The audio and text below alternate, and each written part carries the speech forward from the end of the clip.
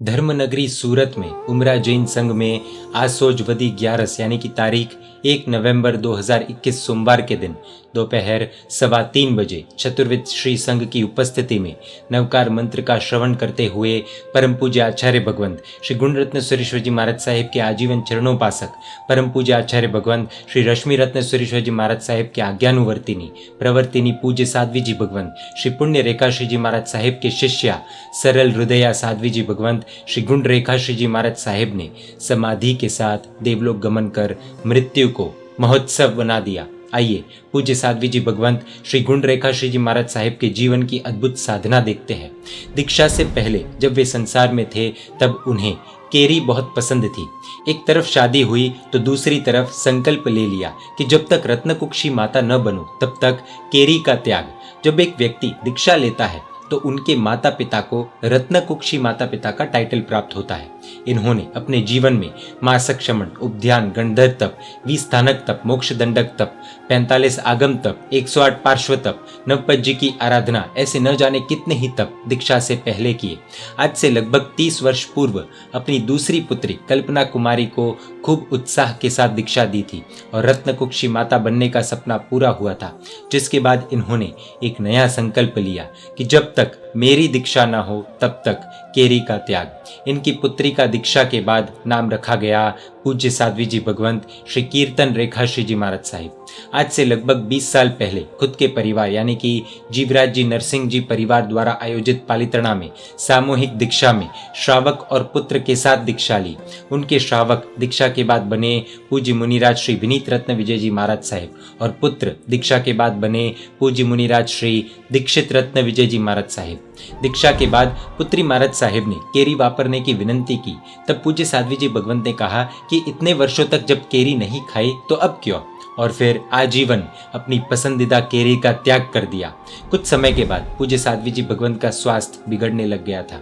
इनका शरीर diabetes, BP, heart problems, श्वास की तकलीफें, लंग्स की प्रॉब्लम्स जैसी अनेक बीमारियों का घर बन चुका था। इतना कुछ होने पर भी न जाने क्या बाकी था कि एक बार गिर जाने के कारण हाथ में फ्रैक्चर भी हो गया था। इन सब के साथ भारी शरीर और छोटा कद, इन प्रतिकूलताओं के बीच भी साध्वी जी श्री ने 10-10 वर्षों तक मिनिमम एकाशने का तप ही किया। नवपज्जी की ओलियों की आराधना की, रोज की 10-15 नवकार वाली गिनना, पंचसूत्र समाधि की सीढ़ी का रोज वाचन करना, शत्रुंजय भाव यात्रा आदि आराधना जीवन के अंत समय तक जारी थी। संयम जीवन इतना प्रिय था कि मुमुक्षुओं को जल्दी से जल्दी संयम की प्राप्ति हो, इसीलिए साध्वी जी भगवंत संकल्प के साथ आयंबिल करते। सबसे ज्यादा खास और गौर करने वाली बात यह है कि 20 साल के संयम जीवन में पूज्य साध्वी जी भगवंत ने कभी भी ऊंचे आवाज में बात नहीं की और ज्यादातर साध्वी जी भगवंत मौन ही रहते थे। कहते हैं कि मौन साधना में बहुत शांति और शक्ति होती है। इनकी साधना से ऐसे संस्कार पड़ गए थे कि देवलोक गमन के दिन इनका शरीर कोई द्रव्य लेने को तैयार नहीं था। अद्वितीय साधना के कारण साध्वी जी श्री को खुद के देवलोक गमन का समय भी ज्ञात हो गया था। इसीलिए तारीख 31 अक्टूबर 2021 रविवार की मध्य रात्रि में पुत्री महाराज साहिब को उठाकर नवकार सुनाने की और सर्व जीवों को क्षमाने की यानी क्षमा मांगने की भावना व्यक्त की। पूज्य साध्वी जी श्री ने अपनी वाणी या बर्ताव से कभी भी किसी को दुखी नहीं किया था और दूसरों के दुख देखकर या सुनकर बालक के जैसे रोने लगते थे। इतनी सारी बीमारियों और प्रतिकूलताओं के बीच कभी भी गुरु भगवंतों को, सहवर्तियों को या पुत्री महाराज साहिब को कभी भी किसी भी वस्तु या व्यक्ति या वातावरण के लिए कोई कंप्लेंट फरियाद नहीं की। तारीख 31 अक्टूबर 2021 के मध्य रात्रि के बाद उन्होंने सिर्फ और सिर्फ नवकार और मिच्छामी दुक्कड़म की बात कही। स्नेही की, स्वजन की, परिवारजन की या डॉक्टर की या किसी को लेकर कुछ नहीं कहा। न कोई इच्छा, न कोई अपेक्षा, बस नवकार और मिच्छामी दुक्कड़म कहकर वे अपने में खो गए। रात 2:30 बजे से दूसरे दिन दोपहर 3 बजे तक जब जब उन्हें थोड़ा होश आता तब तब उनके मुख से अरिहंत सिद्ध और नवकार के शब्द ही निकल रहे थे।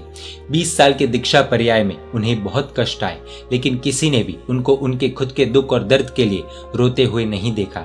हमेशा प्रसन्न ही दिखते थे। अंतिम दिन भी श्वास की तकलीफ के बीच भी उनकी मुख की रेखा भी नहीं बिगड़ी थी। कोरोना काल में तो हमने देखा ही है है। शायद कोरोना से इतने नहीं मरे, लेकिन मौत के डर से लोग ज्यादा मरे हैं। जिसे मृत्यु से भय ना हो, जिसने शासन की, परमात्मा की शरण स्वीकार ली हो, उसे किस बात का डर। ऐसे उत्तम आत्माओं के लिए तो मृत्यु भी एक महोत्सव बन जाता है।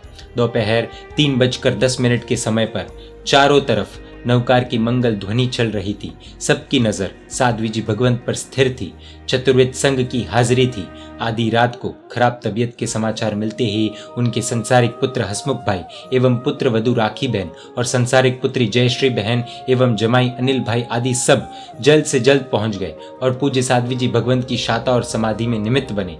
साध्वी जी भगवंत ने आंख खोलकर प्रभु के दर्शन किए और प्रभु में ही खो गए। कहते हैं कि आंखों के मार्ग से जिनके प्राण निकलते हैं उनकी सदगति निश्चित होती है। 20 वर्ष तक उनकी पुत्री महाराज साहिब ने और उनकी शिष्या पूज्य साध्वी जी भगवंत भुवन रेखा श्री जी महाराज साहिब ने अपना सब कुछ गौण करके अद्भुत सेवा की है। उनकी भी खूब खूब अनुमोदना। ऐसे सरल स्वभावी पूज्य साध्वी जी भगवंत श्री गुण रेखा श्री जी महाराज साहिब को हम वंदन करते हैं। उनकी आत्मा को जल्द से जल्द मोक्ष की प्राप्ति हो, यही हम सबकी परमपिता परमात्मा से प्रार्थना। परमात्मा के आज्ञा विरुद्ध कुछ भी कहा हो तो मिच्छामि दुक्कडम। जय जिन शासन, जय महावीर।